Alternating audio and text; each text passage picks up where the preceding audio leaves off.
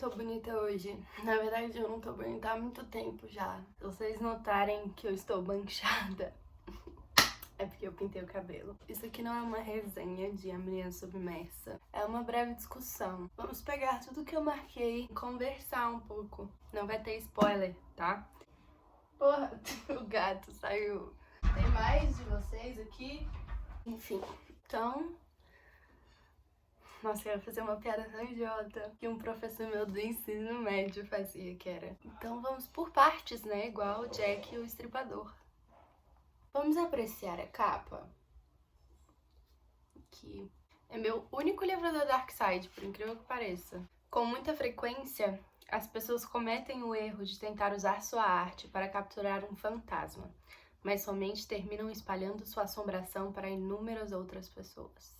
E aqui vamos falar de livro, tá? Existem alguns livros que fazem justamente isso. Eu acho que a arte, qualquer arte, tem um poder incrível de cura, mas também emocional e catártico. Mas você tem que ser responsável em relação a tudo que você faz. E não é na situação de, caralho, eu tenho que pensar em todos os detalhes da minha arte para não ser ofensivo para ninguém, porque aí também você se poda muito. Mas é isso, caras.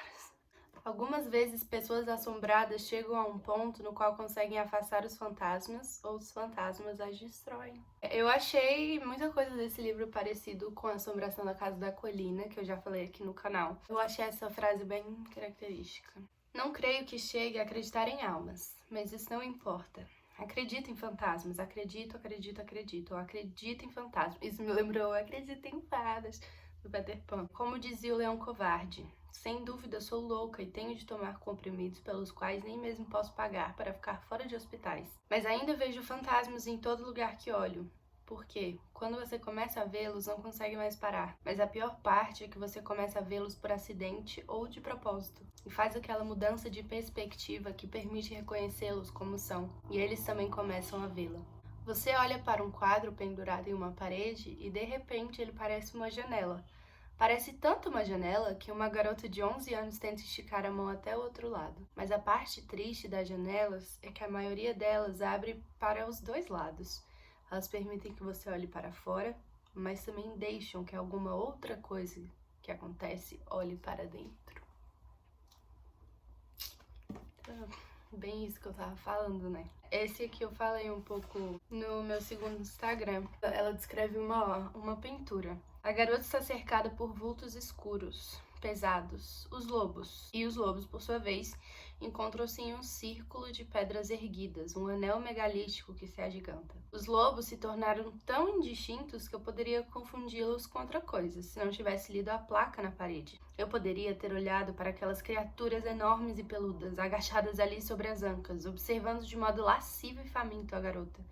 E poderia tê-las confundido com ursos. Ursos, ou até não sei, touros, não dá para dizer pela pintura se os lobos estão prestes a comer a garota ou se a estão mantendo segura. Não dá para saber se estão admirados com o lobo estranho que ela é, ou se pensam porque nunca fizeram amor com uma mulher e que talvez fosse uma mudança interessante. Mas a pior parte do quadro era uma tira de papel de arroz colocado no canto esquerdo inferior da tela, e impressas no papel estavam as palavras: ninguém nunca vai buscar você. Isso me lembrou um sonho.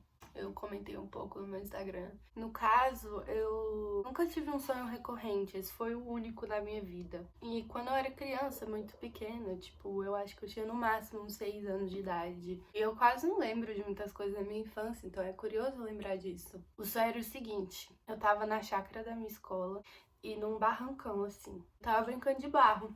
Com barro, e os meus colegas estavam brincando também ao meu redor. E lá embaixo estavam os professores.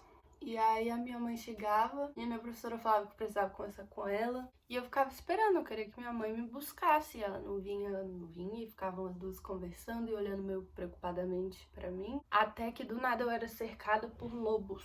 Eles não me atacavam, eles só me cercavam. E eu ficava com muito medo, claro, e ficava olhando pros meus colegas e ninguém parecia perceber que eu tava cercada pelos lobos e era muito esquisito. Isso de não saber se eles estavam ali pra me devorar ou pra me proteger é muito o que eu sentia na hora, mas não conseguia explicar. Era uma camada protetora, mas ao mesmo tempo muito maligna, sabe? E perigosa. O sonho tinha finais diferentes. Às vezes ele acabava ali, às vezes os lobos só iam embora e às vezes a minha mãe vinha, lutava com os lobos e me pegava, mas eles nunca machucavam ninguém. Eles estavam ali observando, né? Então, esse momento do livro foi muito catártico pra mim. Eu fiquei, caralho, tipo, parece que foi escrito pra mim e eu tenho várias interpretações sobre esse sonho. Mas enfim, lembra que eu falei que parecia com a Assombração da Casa Colina? Eu tava achando muito, tipo, a narrativa, todo jeito. Até que ela cita aqui, as jornadas terminam no encontro dos amantes.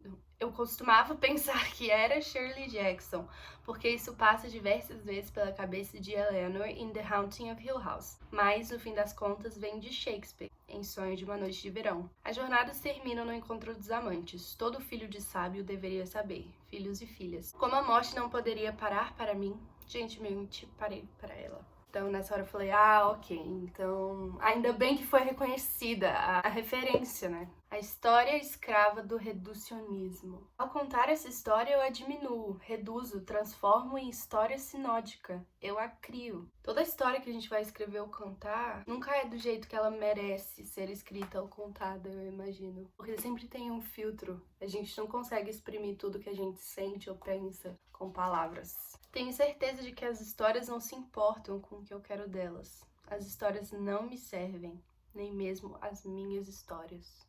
Os comprimidos que ela prescreveu, no caso a psiquiatra dela, são a minha cera de abelha e as cordas que me prendem com força ao mastro principal, da mesma forma que minha insanidade sempre foi minha sereia. Ela usa muito o termo sereia como fantasma, como uma assombração do passado, como algo sedutor, mas que na verdade te faz mal. Bom, ela falando desse uso dos remédios, a minha cera de abelha, porque a Thaís do futuro vem falar uma coisa que a Thaís do passado não se ligou na hora. É uma referência, na verdade, à Odisseia, né? Porque Ulisses, quando tá voltando pra casa, eu acho, ele é amarrado no mastro, põe cera de abelha nos ouvidos dele pra ele resistir ao canto das sereias, que na verdade as sereias, elas são seres alados, não é aquela coisa do mar. Então, isso que ela fala sobre os remédios serem a cera dela, porque ela não ouve esses cães cruéis das sereias e ela tá amarrada ali no mastro pra realmente, talvez, uma força impeditiva não fazer coisas. Os remédios não deixam ela fazer essas coisas que seria da natureza dela, sabe?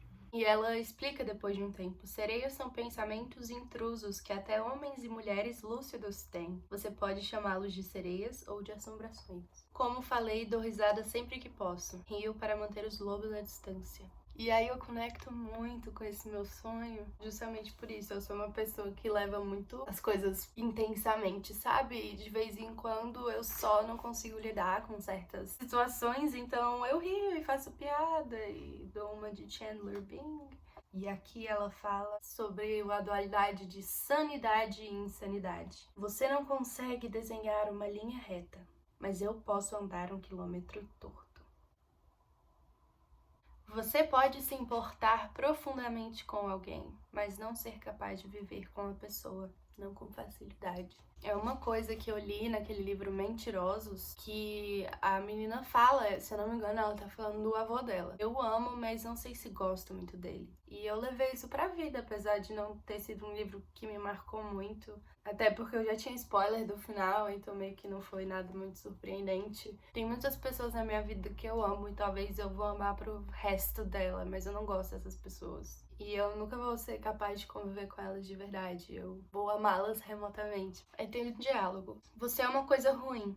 É uma abominação. E ela responde: eu sou como sou, assim como você. Meu rosto está sendo acariciado por uma fera que não precisa se alimentar para devorar. Aqui no caso ela tá fazendo alusão a uma pessoa, mas eu achei que também combina com uma coisa subjetiva. Vim cantar para você, porque devo uma gentileza. E aí ela fala: ainda que seja cruel. E a outra responde: ainda que seja. Às vezes a gente precisa de certos tapas na cara e precisa passar por maus bocados para aprendermos a ser gentis.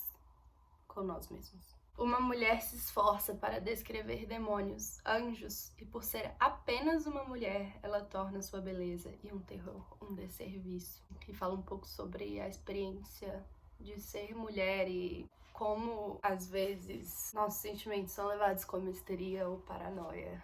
Eu dei a descarga e a água em espiral roubou minha sanidade artificial. No caso aqui, ela deu descarga nos remédios dela.